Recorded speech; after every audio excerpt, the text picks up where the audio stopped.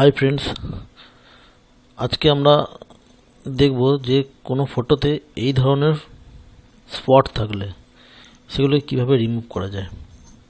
তো আমরা এর অনেকই জানি যে কোলন স্ট্যাম্প ইউজ করে ঠিক করা যায় বা হিলিং স্পট ব্রাশ ইউজ করে ঠিক করা যায়। সেটা অনেক সময় সাপেক্ষ আর অনেক টাইম লাগে আর পারফেক্টভাবে হওয়াটা খুবই কঠিন লাগে। তো এটাকে আমরা খুব সহজ পদ্ধতিতে এবং খুব ভালোভাবে কীভাবে করা যায় তার একটা নতুন টেকনিক শিখব। তো প্রজেক্ট শুরু করার আগে সকলকে আমার একান্ত অনুরোধ যে আমার এই চ্যানেলটি এখনও যারা সাবস্ক্রাইব করেননি তারা সাবস্ক্রাইব করে দেবেন এবং তার পাশে যে বেল আইকনটি আছে সেটাকে ক্লিক করে দেবেন।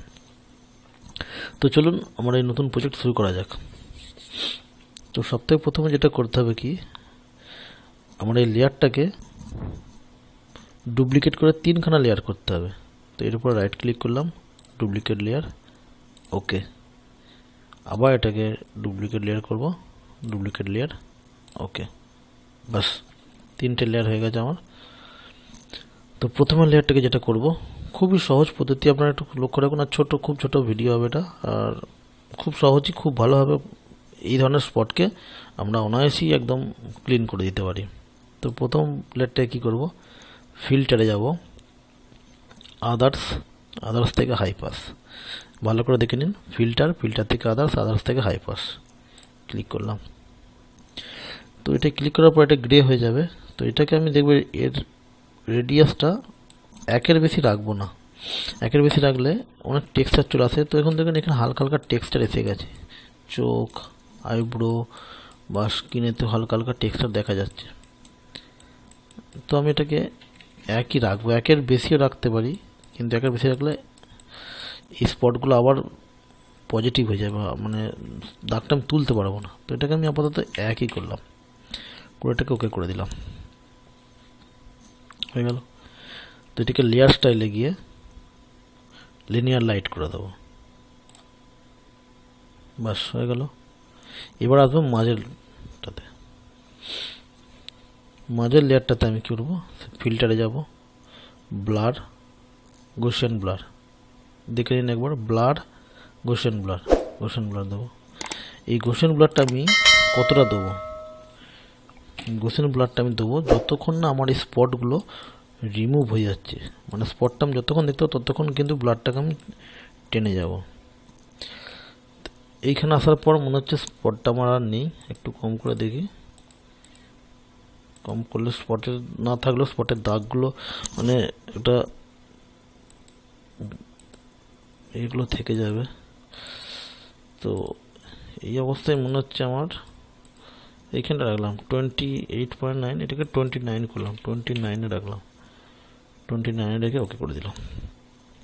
বাস লেয়ারের কাজ হয়ে গেল। এখানে ব্লার দিয়ে দিলাম, এটাকে আমি রিনেম করে দিই, এবার ব্লার করলাম আর এটাকে পাস করে দিলাম, পাস। তো পাস যেটা আছে সেটাতে আমার কোনো কাজ নেই, যা আছে মাঝখানের লেয়ারটাতে, ব্লাড লেয়ারটাতেই কাজ আছে। তো এটা কী করবো, এবার আমি অ্যাড লেয়ার মাস্কে গিয়ে ক্লিক করে দেবো। এদিক ওদিক মাউস কোথাও ক্লিক করার কোনো দরকার নেই, এই হোয়াইটটাই সিলেক্ট হয়ে আছে। এটাকে জাস্ট আমি কন্ট্রোল আই করে দেবো, মানে ইনভার্স কিবোর্ডে কন্ট্রোল আই করে দিলাম। আই করে দেওয়ার সঙ্গে সঙ্গে এইখানে ফোরগ্রাউন্ড ব্যাকগ্রাউন্ডের লেয়ারটা উপরে হোয়াইট নিচে ব্ল্যাক হয়ে যাবে। যদি না হয়ে থাকে তাহলে আপনি এইখান থেকে এই হোয়াইট ব্ল্যাকটা করে দিতে পারেন, উপরটাই হোয়াইট থাকবে নিচে ব্ল্যাক থাকবে। এবার করবো কি, আমি ব্রাশ নেব, ব্রাশটা দিয়ে আমাকে এবার করতে জাস্ট শুধু ঘষতে হবে, এটাকে ব্রাশটাকে শুধু ঘষে দেওয়া। এর ফ্লোটা আমি 50% করেছি, 50% রাখলাম ফ্লোটাকে 50% রাখলাম, ওপাসিটি 100% থাক। করে দেখি কতটা কি হয়। ব্রাশটা যেখানে যেখানে দাগ আছে সেগুলো সেই কথাটাই ভালো হবে, বা অযথা এদিক ওদিক ঘষে লাভ নেই। আর ঠিক শ্যাডো অনুযায়ী ব্রাশটাকে ঘুরতে হবে, কেননা ফেসের মধ্যে শ্যাডোও আছে, শ্যাডোটাকেও খেয়াল রাখতে হবে, নাহলে উল্টো পাল্টা ঘষে দিলে কী হবে, চোখ, নাক, গাল সব একরকম ফ্ল্যাট হয়ে যাবে। তো যেখানে যেমন টেক্সচার আছে, যেখানে যেমন শ্যাডো আছে সেরকম থাকবে।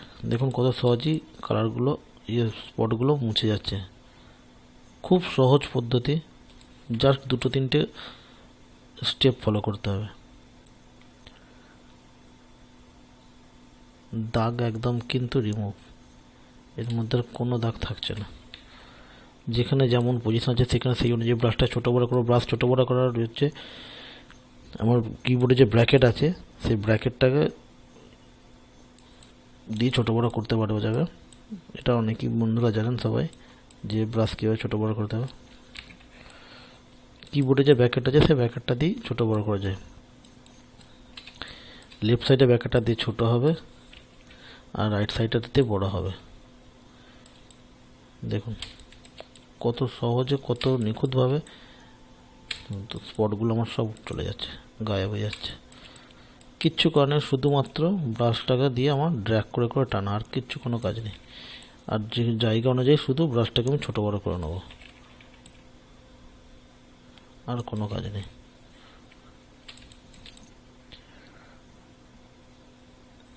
আপনি ব্রাশ যেমন খুশি টানতে পারেন, কিন্তু শুধু দেখবেন যে যেখানে যেমন শ্যাডো আছে সেই শ্যাডো অনুযায়ী বা মুখের আদল অনুযায়ী সেই ঠিক জায়গায় ঠিক জায়গায় ভাবে ঘষতে হবে।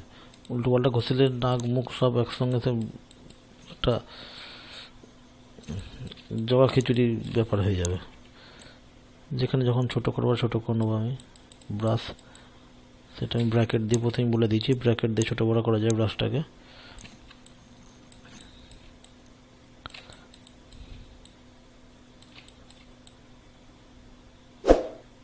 খুব সহজ পদ্ধতি এটা। আমরা যদি কোনো স্ট্যাম্প ইউজ করে বা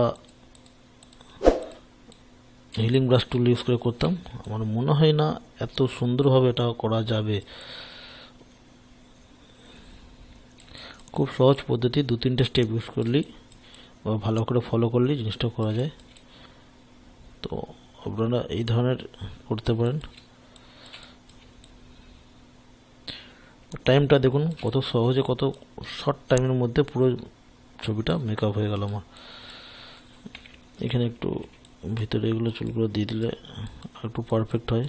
তো আপনারা চেষ্টা করবেন যত একদম ধীরে ধীরে, যত সূক্ষ্মভাবে করা যায় তত ভালো।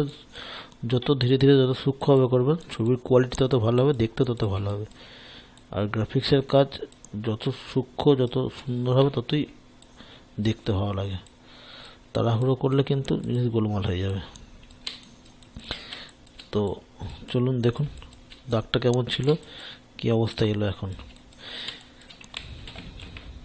একদম এই ছিল দাগ আমার, এই হয়ে গেল।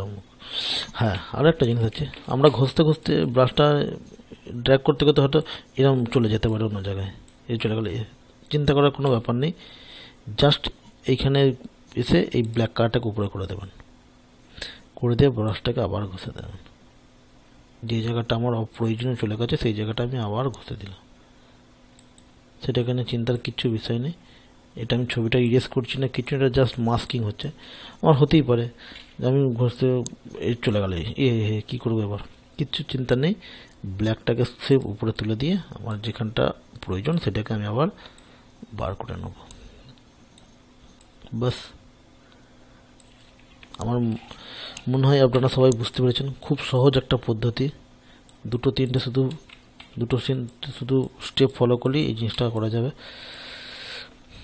দেখুন ছিল আমার এই ফেস, আমরা এডিট করে করলাম এই। তো বন্ধুরা, আমার এই প্রজেক্টগুলো যদি আপনাদের ভালো লেগে থাকে তাহলে অবশ্যই আমার এই চ্যানেলটিকে সাবস্ক্রাইব করবেন এবং তার পাশে যে বেল আইকনটি আছে সেটাকে অবশ্যই ক্লিক করবেন।